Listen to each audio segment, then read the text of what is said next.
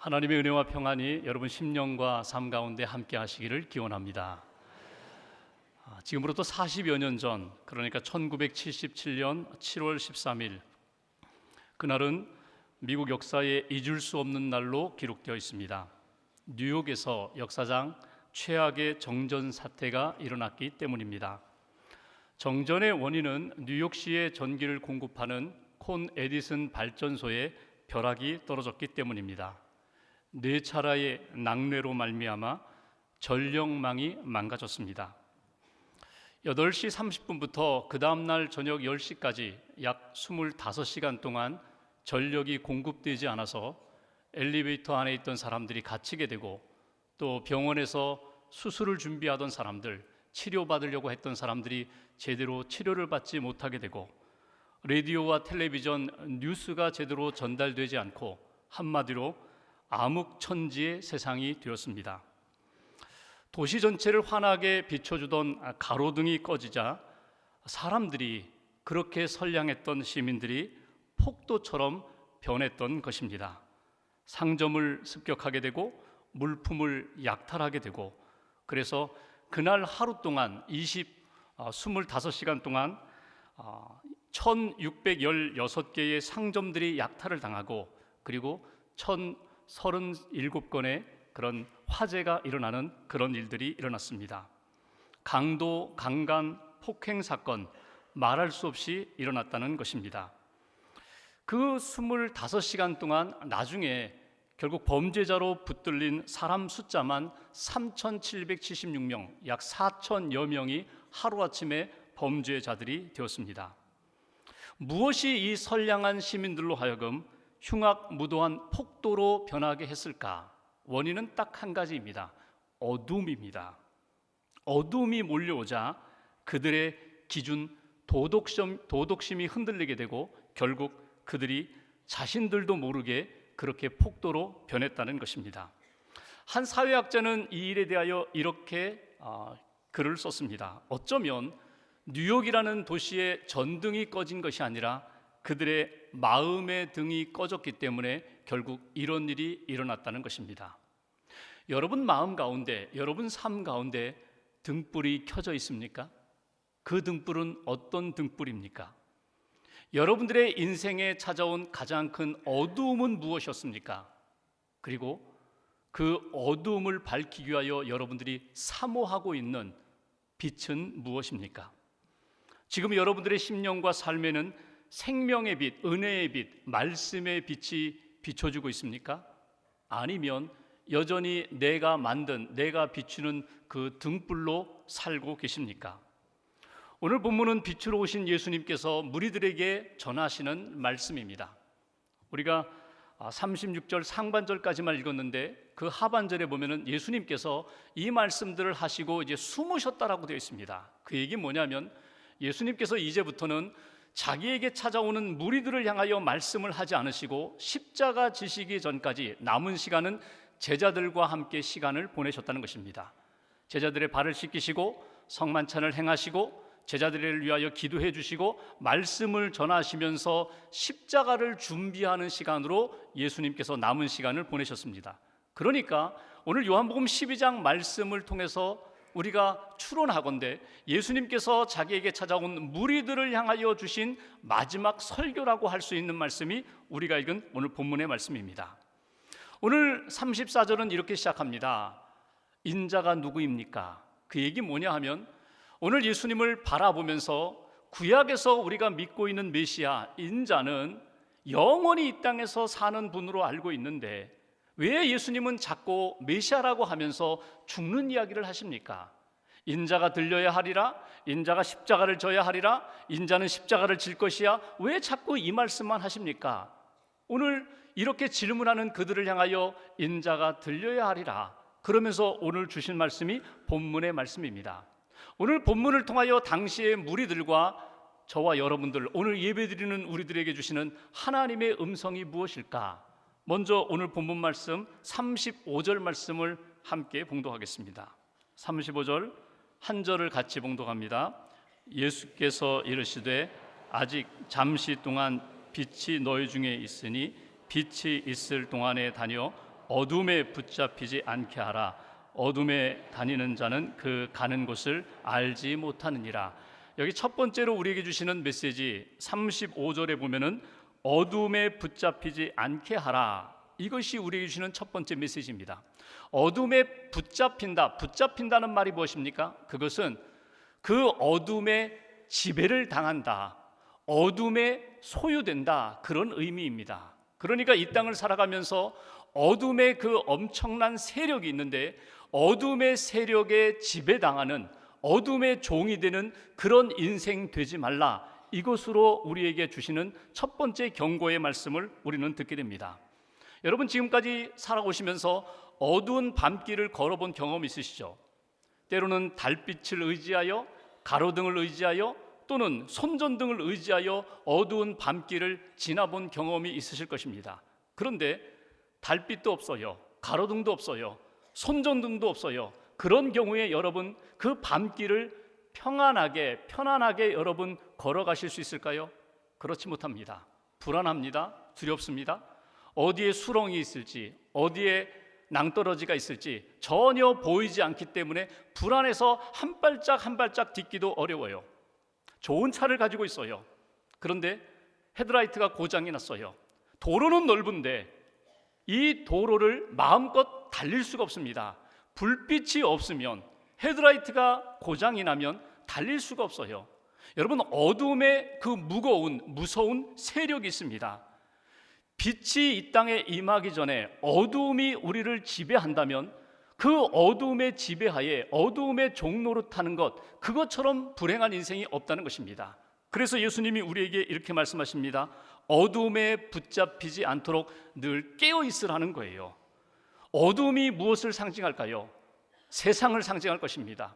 마귀를 상징할 것입니다. 사단을 상징할 것입니다. 우리의 마음을 불안하게 하고 우리의 마음의 평안을 빼앗아가고 우리를 두렵게 만들고 우리로 하여금 분열케 하는 그 어둠의 영들이 우리 안에 오면 우리 안에 진정한 자유와 평안을 누릴 수가 없다는 거예요. 여러분, 그런 경우가 있죠. 사람들이 이렇게 모여 있는데 빛이 밝으면요, 죄를 짓지 않아요. 내가 혼자 있을 때에도 빛이 밝으면 죄 짓기가 쉽지 않습니다. 그런데 사람들이 모여 있는데 어두워요. 그러면 속닥거리기가 쉽고 다른 하나님이 기뻐하지 않는 일들을 도모하기가 쉬워요. 이게 어둠의 세력입니다. 어둠이 우리 안에 있다는 것, 찾아온다는 것, 어둠이 우리 안에 밀려와서 우리로 하여금 하나님이 기뻐하시지 않는 인생으로 끌어간다는 사실에 대하여 여러분 인지하셔야 되고 인정하셔야 되고 그 어둠의 세력에 대하여 경계해야 한다. 그것이 오늘 우리에게 주시는 메시지입니다. 하나님 없는 세상, 예수 그리스도의 은혜가 임하지 않는 그런 사람, 그런 상황에 대하여 어둠에 다니는 사람이 될 수밖에 없다. 어둠에 붙들림 받는 그런 인생이 될 수 없다. 그래서 오늘 여기 35절 끝부분에는 어둠에 다니는 자는 그 끝을 알지 못한다고, 종착점을 알지 못한다고, 그것이 분명히 지옥이고 그것이 분명히 파멸이라는 것을 보지 못하기 때문에 그냥 어둠의 세력에 눌려 다닐 수밖에 없는 인생이라는 것, 혹시 내가 그 길을 걷고 있지는 않은지, 혹시 내 앞에 그 어둠의 그 종착역을 내가 느끼지 못하고 그냥 방만하게 안일하게 걷고 있지는 않은지를 늘 깨어서 하나님 앞에 점검하라. 이것이 오늘 우리에게 주시는 첫 번째 메시지입니다. 두 번째 36절 말씀 보십시오. 제가 상반절만 봉독하겠습니다. 36절 앞부분, 너희에게 아직 빛이 있을 동안에 빛을 믿으라. 그리하면 빛의 아들이 되리라. 여기 빛을 믿으라고 우리에게 말씀하십니다. 그런데 그 앞부분에 35절에도 있었고 36절에 강조하는 부분, 아직 빛이 있을 동안에 빛을 믿으라고 말씀하세요. 빛이 있을 동안에 이것은 무엇을 의미할까요? 예수님이 계시는 동안에, 예수님의 말씀을 들을 수 있을 때에, 예수님을 만나고 그 은혜를 받을 수 있을 때에 빛이신 예수님을 믿으라는 거예요. 여러분, 이것을 오늘의 상황으로 적용해 볼까요? 예수님 이미 십자가를 지셨고 부활하셨고 승천하셔서 하나님 나라에 계시는데 오늘 내가 어떻게 예수님 계시는 동안에 그 예수님, 빛 되신 예수님을 만날 수 있을까요? 믿을 수 있을까요? 빛이 있을 동안에라는 이 말씀을 오늘로 해석을 한다면 이렇게 바꿀 수 있어요. 우리가 예수님을 믿을 수 있는 은혜를 받고 있는 이때에, 은혜의 문이 열려 있는 때에, 구원의 문이 열려 있는 때에 내게 건강 주셨고 내게 복음을 들을 수 있는 이 은혜의 시간에 빛 되신 예수님을 믿을 수 있는 그 기회를 놓치지 말라는 거예요. 노아가 방주를 짓고 방주의 문을 열고 사람들을 초청합니다. 들어오십시오.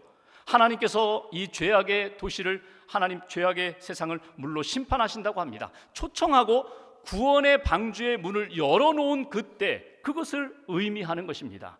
그러니까 오늘 우리에게 주시는 메시지, 빛이 있을 동안에 빛을 믿으라. 하나님이 나에게 복음을 듣게 하실 수 있는 그때, 은혜의 때, 구원의 문이 열려 있을 때에 지체하지 말고 예수님을 믿으라, 예수님을 영접하라, 복음을 영접하라. 그러면 그 빛의 능력이 어둠의 세력을 몰아내리라. 어둠의 그 무섭고 무거운 세력을 몰아내서 너희로 하여금 하나님의 백성으로 회복시켜 주시리라. 이것이 오늘 우리에게 주시는 메시지예요. 이사야를 읽어가다 보면 이사야 50장에 이런 표현이 나옵니다. 사람들이 자기의 횃불을 들고 사는 인생이 될 때가 있다. 자기의 횃불이라는 걸 뭘까요? 내 안에 찾아온 어둠의 세력에 대하여 나 나름대로 빛을 만들어서, 횃불을 만들어서, 등불을 만들어서 그것으로 어둠의 세력을 물리치려고 할 때가 있어요. 어쩌면 내 인생 가운데 지식이, 경험이, 내가 가지고 있는 힘이 잠깐 동안의 어둠을 물리칠 수 있을지 몰라요. 그런데 여러분, 그 내 인생에 내 손에 들고 있는 그 횃불은 참 빛이 될 수가 없어요.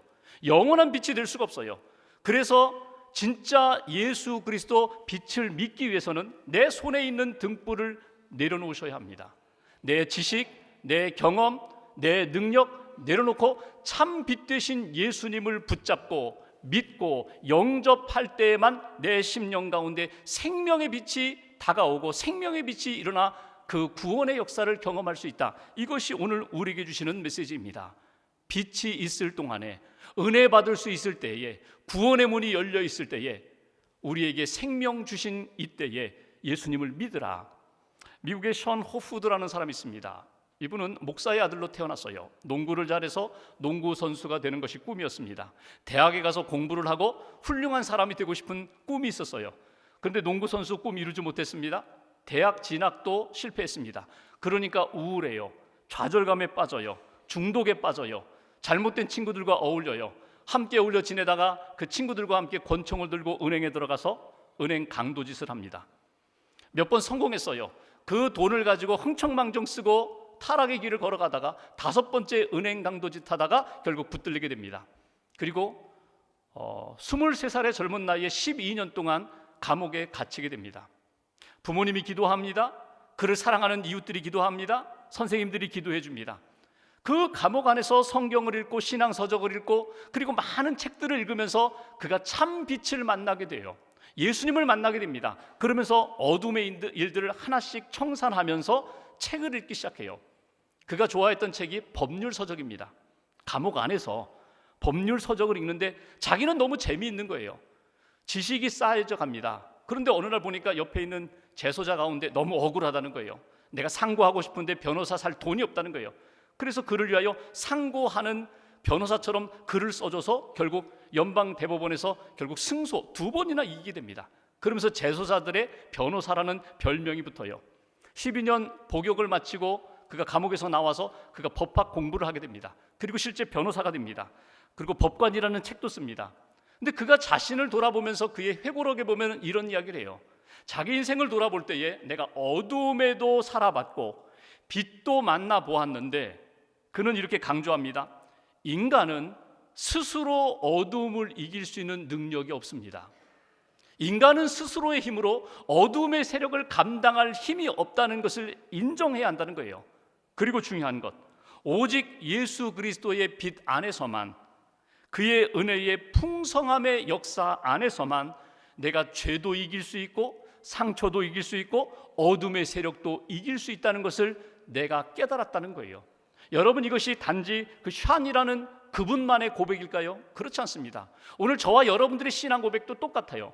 여러분, 우리가 살아가면서 내 힘으로 이겨보겠다고 어둠의 세력과 맞서지 마세요. 이기는 것 같지만 결국은 질 수밖에 없는 연약함이 우리 안에 있어요. 내 안에 예수 그리스도를 모시고 그 빛 대신 예수님을 믿음으로 내 안에 계신 그분이 이기게 하시고 감당하게 하시고 승리케 하신다는 사실을 우리가 오늘 말씀을 통하여 다시 한번 믿음의 교훈으로 붙잡게 됩니다. 그리고 마지막 한 가지, 제가 36절 다시 한번 봉독할까요? 36절 이렇게 후반절에 기록되어 있습니다. 빛을 믿으라, 그리하면 빛의 아들이 되리라. 빛의 아들이 되리라. 우리 한 사람 한 사람이 빛의 자녀가 될 수 있다고, 되어야 한다고 우리에게 강조하십니다. 빛의 아들이 되어서 이제는 빛의 자녀답게 살아라. 빛의 자녀로서의 감당해야 할 사명을 감당하라, 증거하라. 이것이 오늘 우리에게 주시는 세 번째 메시지입니다. 여기 아들이라는 말이 나오는데 헬라어를 보면은 신약 성경에 쓰여진 헬라어 아들이라는 단어가 두 가지가 있어요. 하나는 테크논이고 또 하나는 휘오스라는 단어입니다. 테크논은요, 그냥 이 땅에 태어나 보니까 이분이 아버지예요, 이분이 어머니예요. 그리고 아직도 미숙한 상태에 그냥 머물러 있어요. 아들이라는 것뿐입니다. 그러니까 아버지 마음이 어디에 있는지, 어머니의 뜻이 어디 있는지 그거 관심 없어요. 그냥 무조건 주세요, 주세요, 이거 해주세요, 저거 해주세요. 그냥 미숙한 아이로 계속해서 살아가는 그런 아들을 테크논이라고 한다면, 휘오스라는 아들은요, 아버지의 성품을 이어받았어요. 어머니의 그 거룩한 성품을 그대로 본받았어요. 아버지의 마음이 어디 있는지, 어머니의 마음이 어디 있는지, 나를 향한 그분들의 뜻이 어디 있는지 늘 생각하면서 믿음으로 살아갑니다. 그것이 휘오스예요. 오늘 여기 너희는 빛의 아들이 되리라 라는 이 말씀은 너희가 예수 믿고 구원받아 하나님의 자녀가 되었다면 여전히 미숙한 아이로 그렇게 사는 것이 아니라 하나님의 뜻을 품고 하나님의 마음을 품고 성숙한 주님의 자녀로 살아가야 된다고, 그것이 하나님이 너희를 구원하신 뜻이고 빛의 자녀로서 살아가야 할 그런 책임감, 사명이라고 우리에게 가르쳐 주십니다. 여러분 구원 받으셨어요? 우리의 입술에서 여러분 어떤 고백과 어떤 신앙의 간증이 여러분 계속 흘러넘치나요? 나는 예수님 믿고 구원받아 하나님의 자녀가 되었습니다. 오늘 밤 죽어도 나는 천국 갈 구원의 확신이 있습니다. 나는 하나님의 자녀답게, 빛의 자녀답게 오늘도 내게 주신 일터에서, 가정에서, 교회에서 그 빛의 사명을 감당합니다. 여러분 이런 믿음의 고백과 신앙의 정체성과 그리고 믿음의 사명, 빛의 사명을 감당하는 삶을 살고 계세요? 다시 한번 점검하시라는 거예요. 그리고 하나님 앞에서 하나님, 내게 주신 빛의 능력으로 어둠의 세력을 이기면서 하나님이 기뻐하시는 뜻 가운데 살게 해달라고. 사도 바울을 보십시오. 바울은 사울이라는 청년으로 살 때에 예수 믿는 사람들을 박해하던 사람이었습니다. 예수 믿는 사람 잡으러 가다가 그 다메섹으로 가는 길에서 빛 되신 예수님을 만났어요. 아주 강렬한 빛으로 사울이라는 청년에게 다가오셨어요. 사울아, 사울아, 네가 어찌하여 나를 핍박하느냐. 그 빛 되신 주님을 만나면서 사울이라는 청년이, 핍박자 사울이 복음을 전하는 바울로, 사도 바울로 변화되게 됩니다. 여러분 이것이 바울이 똑똑하기 때문에, 바울이 능력이 있기 때문에, 공부를 많이 했기 때문에, 성경의 지식이 많았기 때문에 가능했나요? 그렇지 않습니다. 여러분 하나님의 은혜였습니다.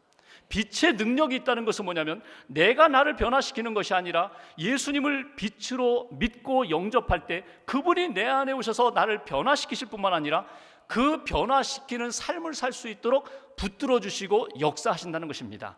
오늘 우리에게 주시는 메시지가 그거예요. 빛의 자녀가 되어라. 그리고 빛의 자녀답게 살아라. 그러면 그 능력의 빛이 너를 붙잡고 너로 하여금 능력의, 승리의 사람으로 이끌어 가리라. 여러분 빛의 자녀답게 산다는 게 뭘까요? 참 빛이신 그분과 교제하면서, 기도하면서, 그분의 음성을 들으면서, 그분의 뜻을 분별하면서, 하나님 내 마음은 여기에 있는데, 내 소원은 여기에 있는데 빛 되신 주님이 내 안에서 그거 아니라고 내려놓으라고 한다면 제가 순종하겠습니다. 빛 되신 주님께서 끊임없이 내게 말씀하시는 하나님의 뜻 붙잡고 제가 믿음으로 헌신하겠습니다. 결단하겠습니다. 증인되는 것이 하나님의 뜻이니까 제가 오늘도 나아가 복음을 증거하는 증인의 삶을 살겠습니다. 성령님 내 안에 오셔서 빛으로 역사하시는데 오늘도 담대히 복음을 증거하는 하나님의 일꾼이 되겠습니다. 그 일을 감당하는 것이 빛의 자녀로서 사는 삶의 모습입니다. 사도 베드로가 베드로전서 2장 9절에 그는 이렇게 표현합니다. 내가 예수 믿고 구원받아서 하나님의 자녀로 살아가는데 빛의 자녀의 정체성, 빛의 자녀의 사명은 무엇인가? 딱 한 절로 요약해서 사도 베드로는 우리에게 이렇게 말씀해 주고 있습니다. 한번 베드로전서 2장 9절 말씀을 한번 읽어볼까요? 베드로전서 2장 9절 한 절을 우리가 같이 봉독합니다. 그러나 너희는 택하신 족속이요 왕같은 제사장들이요 거룩한 나라요 그의 소유가 된 백성이니 이는 너희를 어두운 데서 불러내어 그의 기이한 빛에 들어가게 하신 이의 아름다운 덕을 선포하게 하려 하심이라. 아멘. 여기에 보면 우리가 누구라고요? 우리가 왕같은 제사장이라는 거예요. 우리가 누구라고요? 하나님의 선택받은 사람이라고. 우리가 누구라고요? 그분의 자녀라고 이렇게 말씀하십니다. 하나님의 놀라운 빛 가운데 우리를 초청해 주셨고 어두움에 파묻혀 살 수밖에 없는 그런 인생인데 우리를 불러내시고 건져주실 뿐만 아니라 그 빛의 능력을 가지고 이제는 세상에 나아가 빛의 영향력을 증거해야 할 사명을 우리에게 주셨다고. 사도 베드로가 그렇게 살았고 사도 바울이 그렇게 살았고 믿음의 사람들이 그렇게 살았는데 이제 빛의 자녀된 우리 모두가 다 그렇게 살아야 한다고 우리에게 말씀하시는 내용입니다. 여러분, 신앙의 정체성, 빛의 자녀됨의 정체성을 여러분 잃어버리지 마세요. 일본의 작가인 미우라 아야코가 생이 있는 곳에서라는 책에 보면은 자기가 만난 사람들 가운데 아주 귀한 한 사람을 소개합니다. 우츠코라는 여성입니다. 미우라 아야코가 젊었을 때 폐결핵을 앓았거든요. 그래서 오랫동안 병원에서 치료를 받았는데 자기가 그 병원에 있을 때 입원하고 있을 때 만난 여성입니다. 처음에 미우라 아야코가 병원에 입원하니까 낯설죠. 다 낯선 사람이에요. 간호사들도 의사도 또 환자들도 가족들도 다 낯선데 그들의 대화를 들어보니까 우츠코라는 여성에 대한 이야기를 많이 합니다. 내가 오늘 우츠코를 만나고 왔어. 우츠코를 만나서 힘을 얻었어. 내가 우츠코에게 가서 너 그런 얘기 한다. 우츠코라는 이야기를 많이 해요. 그래서 처음 들었던 생각은 이 병원의 VIP 환자인가 보다. 재력 있는가 보다. 특실에 있는 그런 환자인가 보다. 영향력 있다. 미모가 뛰어난가. 근데 왜 병원에 입원했지? 여러 가지 상상의 날개를 폈어요. 만나고 싶었습니다. 그 여성은 어떤 여성일까? 그래서 다른 환자의 도움을 받아서 우츠코가 입원해 있는 병실을 찾아가게 됩니다. 가보니까 특실도 아니에요. 일반 병실입니다. 30대 중반의 여성 카리 S라는 일종의 골염, 뼈 안에 그 뼈가 썩어서 파멸되는 질병을 안고 있는 여성입니다. 기부스를 했어요. 10년 동안 누워 있어요.